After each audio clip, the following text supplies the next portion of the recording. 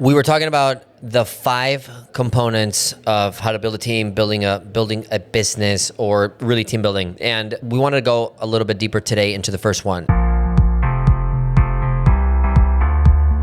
I know we kind of briefly described it, but wanted to go a little bit deeper today into width, right? And really the ability to duplicate for the first time into a person that maybe hasn't or doesn't have any of the skills you have yet. So why is width important? What do I mean by width is establishing like a front line of new people, new individuals that can do your job. That is what width means. You could say your first generation trained people, that could be your width. Most people don't get enough width, and most people never have enough. Width establishes your credibility from the beginning. So when I have 5, 10, 20 people that I have personally trained, hired, trained, mentored, and spent time on required time with, and I have trained them to do results as good as me or even better than me in some cases, then I have a lot of credibility.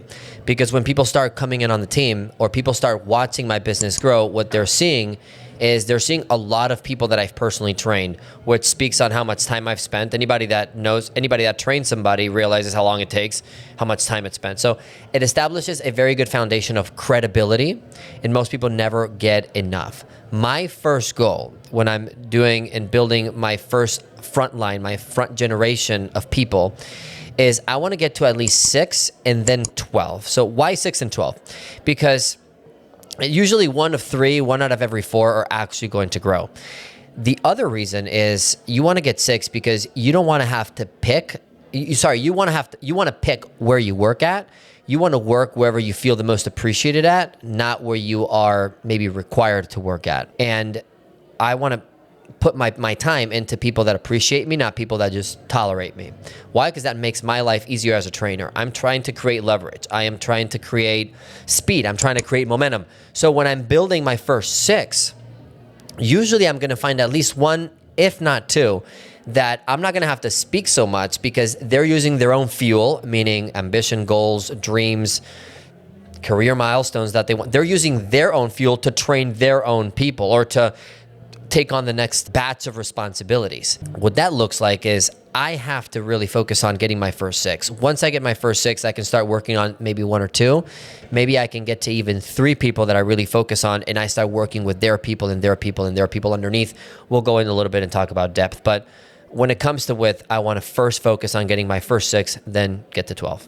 Thank you for listening, guys. Welcome back to Unlocked. So today on this episode, we cover a little bit the importance and the how-tos really on how to first really, start your team, build your team. You got to do this over and over in business, is basically keep training and doing the hard work of onboarding, training, and meeting somebody. If you think this could help somebody, please hit subscribe or hit the bell.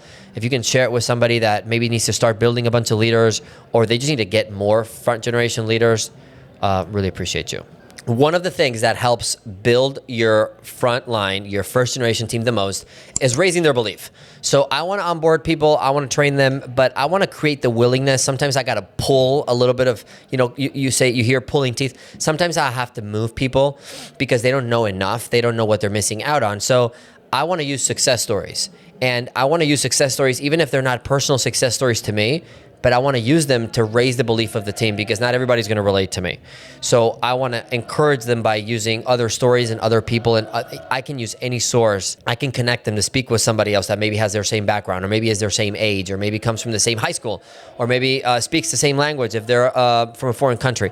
I want to figure out a way to raise their belief by finding people that are in the current position I need them in to connect with them at the first beginning stages, okay?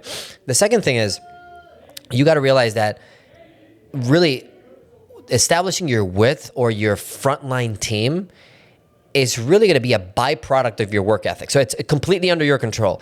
Unlike other parts of building your team or your structure, this is something that you can 100% control because you can always put more time into people. You can always hire another person. You can always do the work over and over again. There's a point that it's going to get repetitive, maybe going from 6 to 12, maybe from 12 to 20. That's when it gets maybe a little bit more where it may not be as needed.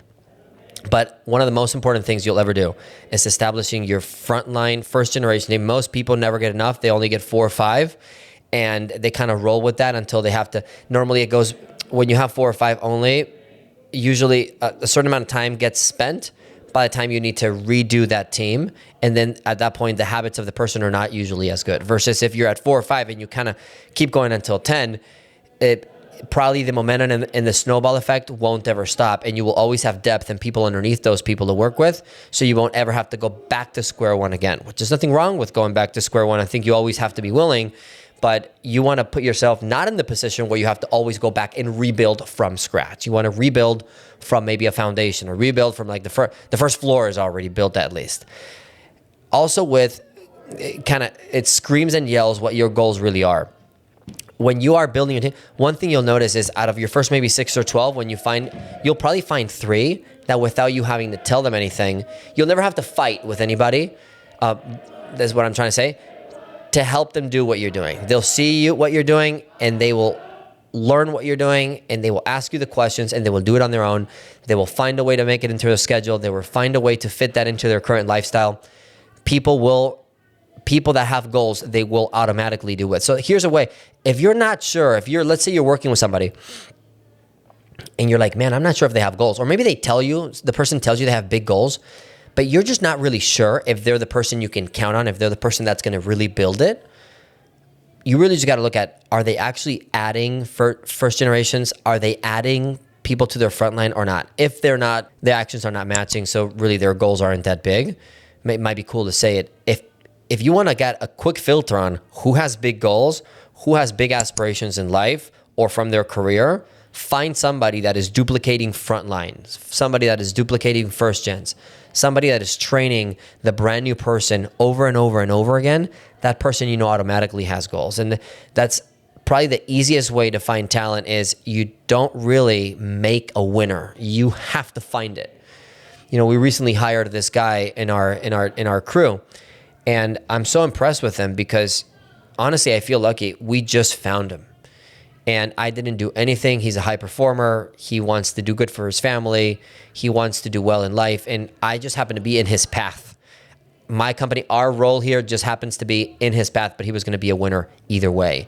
If you are trying to spend a lot of time making people winners or resurrecting people from the dead, it is a lot harder and takes a lot more energy than birthing new people. The last thing I wanted to touch on when it comes to width is you never want to be in competition with anybody that's beneath you. And I'm not talking about friendly competition. You can always, poke with somebody if they have the confidence and stuff like that. But sometimes if I find somebody that might be better than me, I always am going to benefit from that story. It doesn't even have to be financially, which could be.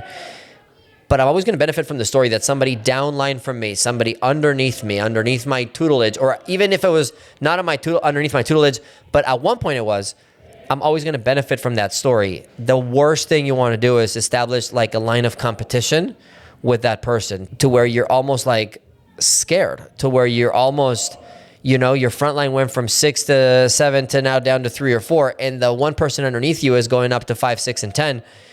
That can happen a lot. If you have a good heart, a good spirit, and you're doing it really for the bigger team, and you'll realize that, would you rather have a person underneath you that is kind of bad and not really good and kind of foolish?